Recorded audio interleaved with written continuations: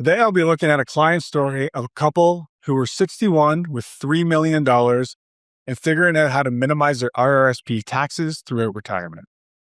Over my years helping Canadian high net worth clients optimize their RRSP withdrawal strategies, I've developed specific methods to minimize tax burden while maximizing retirement income efficiency. That's exactly why I'm making this video today, to show you the RRSP tax minimization strategies that can save substantial amounts throughout Canadian retirement. So let's get right into it. And before we get into the strategy, let me outline this couple's situation because what they're facing is extremely common among Canadians who have saved well and don't have a workplace pension to smooth out their income. Both of these clients are 61. One spent more than 30 years as a senior engineering manager. The other spent over 20 years as a self-employed project management consultant. Everything they've accumulated, a combined $3 million, has come from disciplined saving and consistent investing. About $1.5 million of that sits inside their RRSPs, and they've done everything right on the accumulation side. But now, as they shift into retirement, they realize something they didn't expect. Their RRSPs have reached a size where the tax consequences later in retirement could become a real problem. If they leave the RRSPs untouched through their 60s, growing at a modest 6% annual rate of return, those balances could be substantially higher by the early 70s, around $2.7 million. And that's where the problem starts. Mandatory RRSP withdrawals begin the following year at age 72. Those forced withdrawals will create a significant amount of taxable income, whether they need that income or not. And that forced income doesn't exist in a vacuum. On top of that, they'll also have CPP income, OAS income, and non-registered investment income. Add it all together, and suddenly they're looking at higher marginal tax brackets, a strong likelihood of old age security clawbacks, and far less flexibility in how they manage their income through retirement. For a couple who has worked hard to build their financial independence, the idea of losing control over their income and potentially handing large chunks back in tax is a major concern. Now, if you feel like you are in a similar situation to the client I'm talking about in this video, where you have substantial RRSP savings but are concerned about tax implications, click the link below to book a call and I'll analyze your specific situation to help you optimize your retirement plan as a whole. Now, despite having $3 million saved and feeling financially secure on paper, this couple wasn't confident about the tax side of retirement, and that uncertainty was weighing on them. Their concern wasn't running out of money. Their concern was giving back too much unnecessarily in taxes.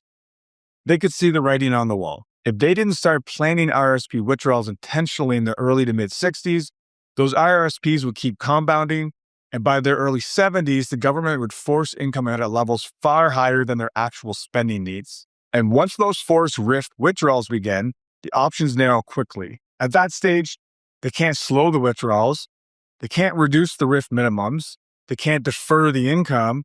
It's no longer strategy, it's compliance. They also understood that with CPP, OAS, and investment income layered on top of those forced withdrawals, they could be hit with higher marginal tax rates, the OAS clawback, additional tax drag each year, and hundreds of thousands of dollars lost over the course of the retirement simply because of timing. That's what was creating the anxiety. They had worked incredibly hard to build this nest egg. And now the worry was that poor sequencing would take away flexibility and erode their long-term plan.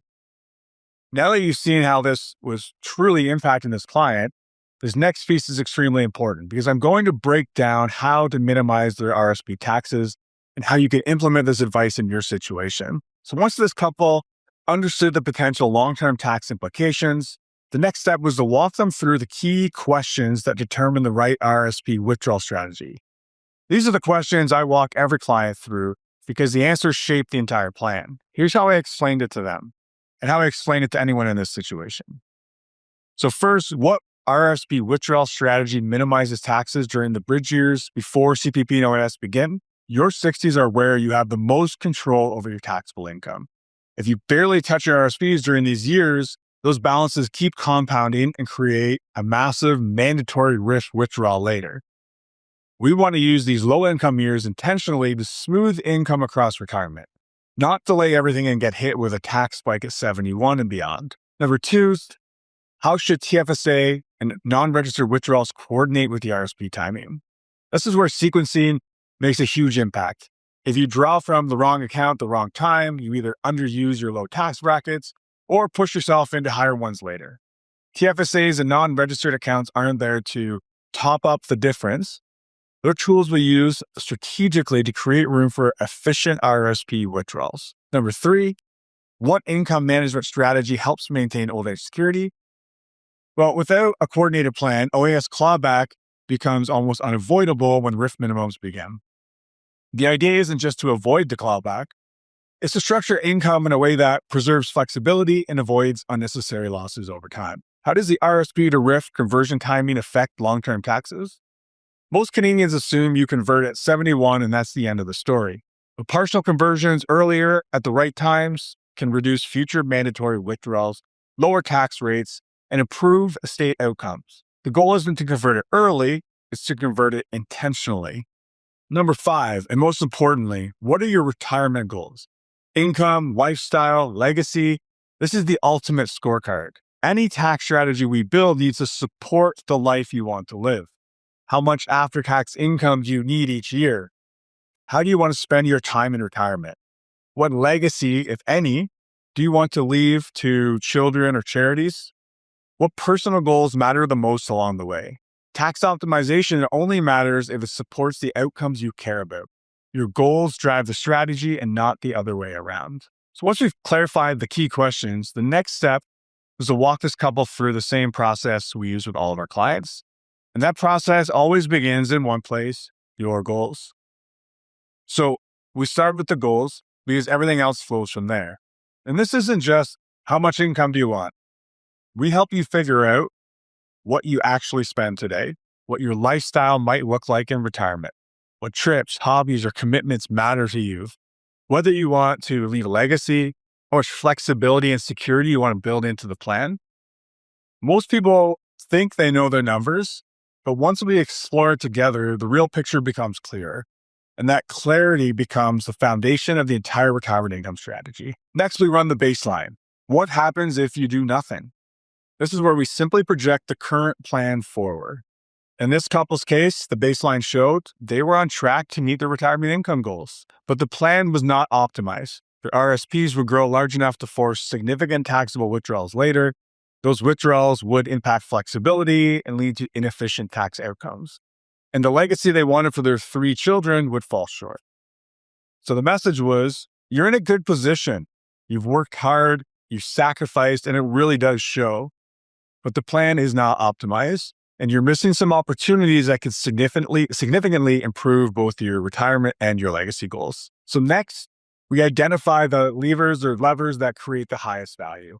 Once we know where we're starting, we test the strategies that can move the needle the most. And for this couple, as for many high net worth Canadians, the biggest lever was delaying CPP to age 70. This is a strategy that a lot of people underestimate, but in this couple's case, delaying CPP until age 70 increased their projected after-tax legacy by nearly $1 million over their retirement timeline. That's not a minor improvement. That's transformational for a family with legacy goals. Then we optimize their TFSA strategy throughout retirement. This lever was continuing to top up their TFSAs each year in retirement.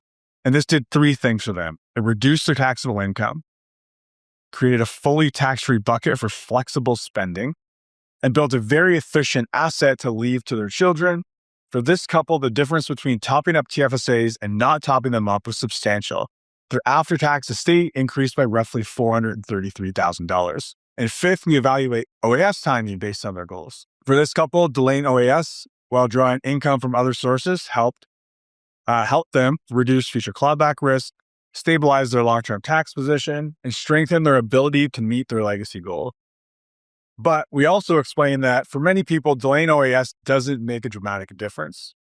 And there's no survivor benefit, and often people just take it when it starts. And that's perfectly fine. In this scenario, delaying OAS added value, but nowhere near as much as delaying CPP. And finally, in this case, we optimized for their taxable withdrawals. This is where all the pieces came together. For this couple, the optimal path was to keep withdrawals modest but consistent, stay within lower tax brackets, avoid letting RSPs balloon in in the years leading up to their 70s, convert a portion of the RSP to a RIF at age 65 to access pension income splitting and the pension tax credit, and smooth their income across retirement. This specific withdrawal strategy added an additional $665,000 to their lifetime retirement income, simply by being intentional. So when you look at all these results together, it becomes clear. Delaying CPP added nearly $1 million to this couple's after-tax legacy. The TFSA optimization added another $433,000, and withdrawal sequencing added $665,000. And here's the part most people miss. None of this came from taking more investment risk or picking the perfect product. This entire improvement came from optimizing how they used the money they already had. The same accounts, the same investment philosophy, the same savings. It was purely the result of coordinating withdrawals, tax brackets, government benefits, and their goals in a structured, intentional way. And it's important to recognize these numbers, the projections, the improvements, the tax savings are based on a snapshot in time. They might not earn the same returns every year. They could enter retirement during a market downturn. They could experience stronger than expected returns. Inflation could shift, tax rules could change, and any of these factors would alter their plan. That's exactly why this process works, because it's not a one-time calculation. It's planning in its truest form, ongoing, adaptive, evidence-based, and aligned with your goals. Tax-efficient retirement isn't about reacting to markets or guessing what's going to happen next. It's about building a flexible structure that can adjust as life unfolds so you always stay on track, whether markets cooperate or not. This is planning above and beyond investment management.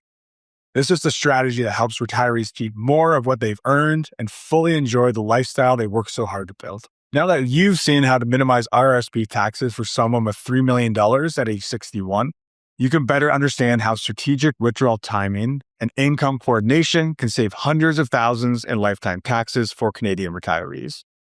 If you need help implementing comprehensive RRSP tax minimization strategies, click the link below to book a call, and I'll analyze your specific situation to help you optimize your retirement plan as a whole in Canada. And I'll see you in the next video.